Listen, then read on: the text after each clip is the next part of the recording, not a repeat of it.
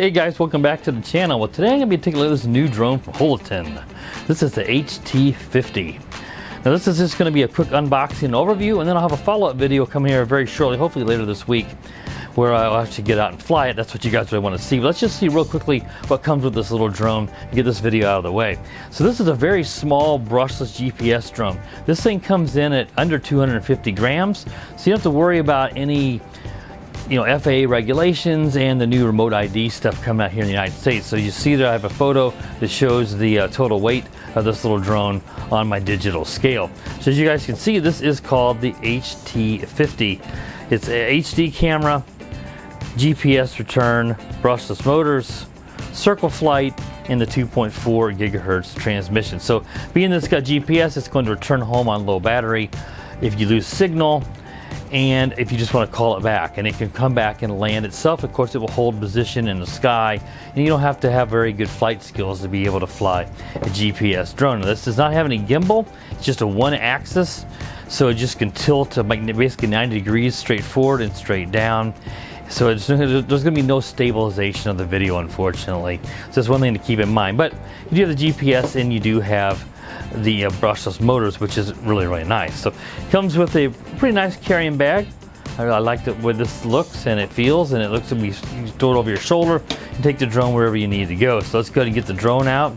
And there is this camera in front. It says HD, so I assume it's probably 1080p. I'll have to double check that and look, but it shouldn't be, it's not gonna be 4K or anything like that. It does have a little camera, not something they call it a gimbal guard, but there's no real gimbal on this.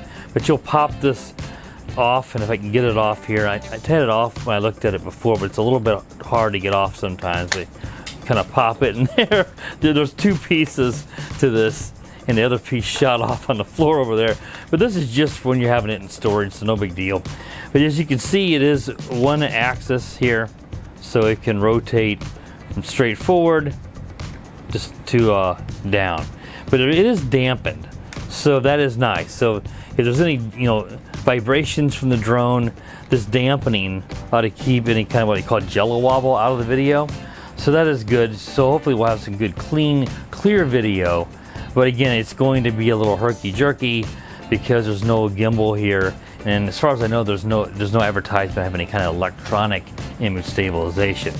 So you also have down here a optical flow camera.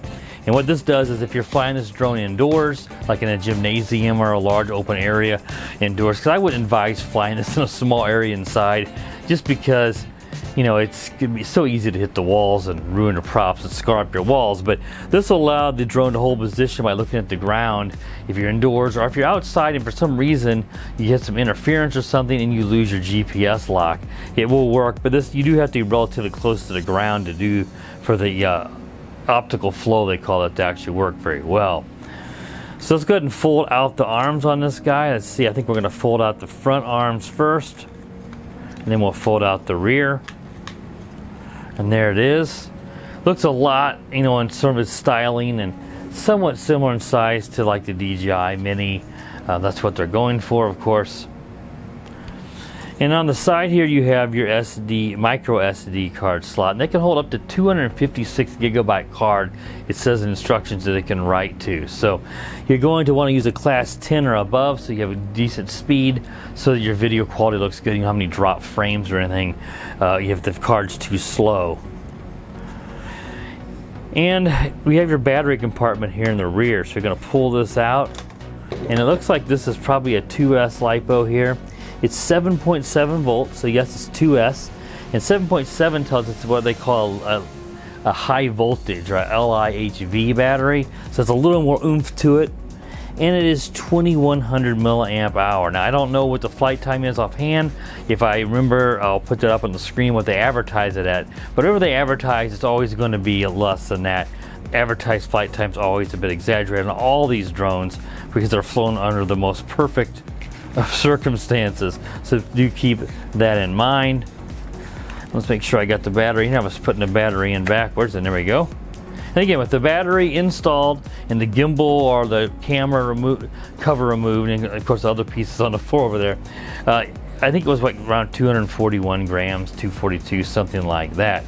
So let's go ahead and set the drone out of the way, and let's show you guys the accessory bag and the controller. Now inside here you have a little styrofoam piece, a little foam I should say, and that's to protect the controller. We'll look at that in just a second. You do get a USB charging cable for the battery and for the controller. The controller is rechargeable.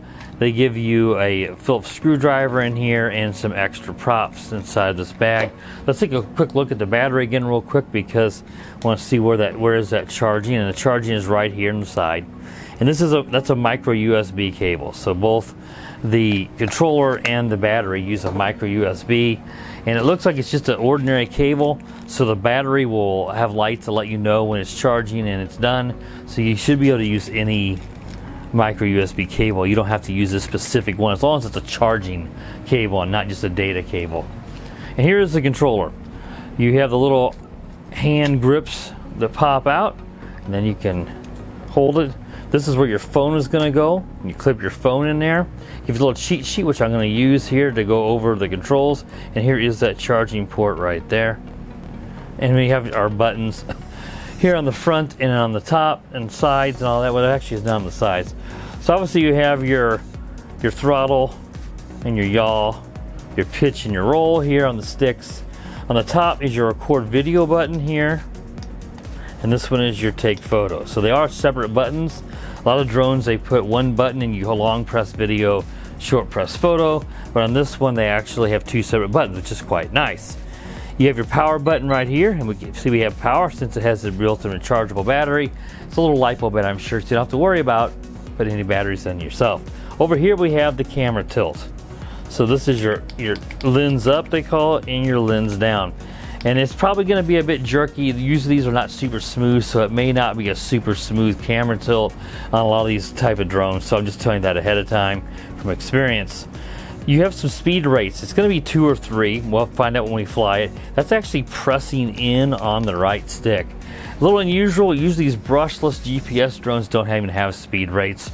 Some of them do. You know, the Mini 2 and like it has sport mode, and so it does. So if you want to go faster, you can do that.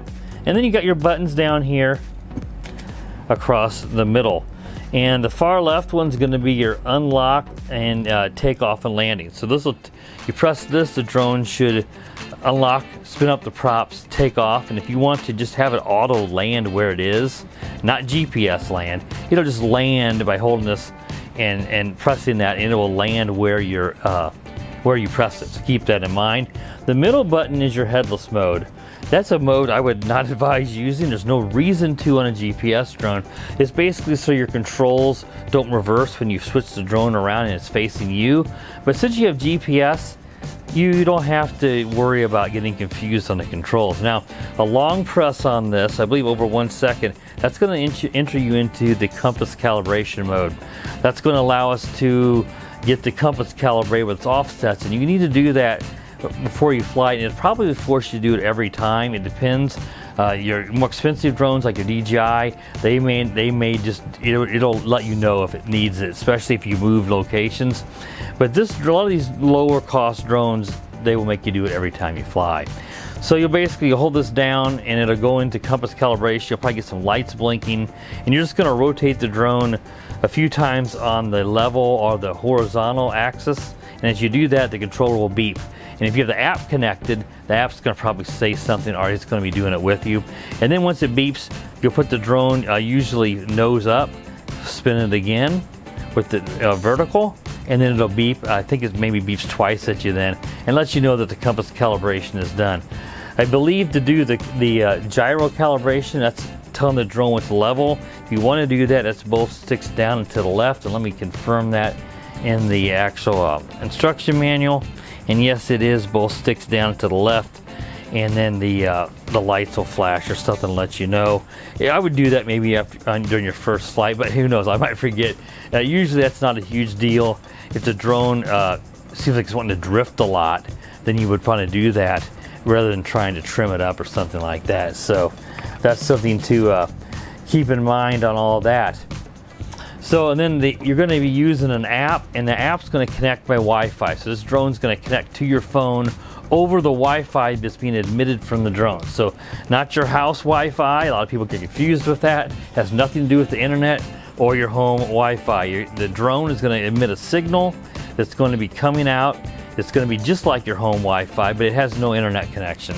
And your phone is going to connect to that signal, and then is going to, on that signal, it's going to have the video feed from the drone so you can see where you're flying, and it's going to have your telemetry, your information, your height, and your distance from home, and that's all going to be coming through the Wi-Fi signal from the drone to your app and the phone. And the app is called the HT Drone, is what it's called, or Holyton Drone is what that's called. Oop, I bumped the camera, guys, but I wanted to double check here on the phone, and it's called the HT Drone. So that's the app. I'll put a screenshot up there. We'll obviously go over that app whenever we get out into the field and we fly the drone. All right, guys, I think it's enough jibber jabbering. We got this table review out of the way, so follow-up video will come back. I'll go over the drone whenever we fly it, and we'll get over the app and we'll fly it and see how this drone performs. Is it a good budget option to take some decent video for you know, a beginner that might like? All right, guys, that wraps up this video. If you're new to the channel, please consider subscribing. While you're at it, click that bell. That way you're notified every time I upload a new video. And as always, guys, have a wonderful day. The power of the dark side.